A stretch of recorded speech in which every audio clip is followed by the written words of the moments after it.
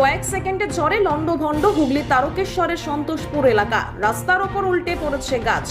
Electric করাত দিয়ে গাছ কেটে রাস্তা সাফ করার কাজ শুরু হয়েছে। সোশ্যাল মিডিয়ায় প্রকাশ্যে এসেছে স্থানীয় বাসিন্দাদের দেওয়া সেই ভিডিওতে কয়েক সেকেন্ডের এই ঝড়কে টর্নেডো ঝড় বলতেও শোনা গিয়েছে। ঝড়ের মেয়াদ ক্ষণিকের হলেও ক্ষয়ক্ষতি হয়েছে যথেষ্টই। স্থানীয়দের দাবি 30 থেকে 35 সেকেন্ড ঝড় হয়েছে আচমকাই, আর তার জেরে বহু জায়গায় গাছ পড়ে গিয়েছে রাস্তার ওপর।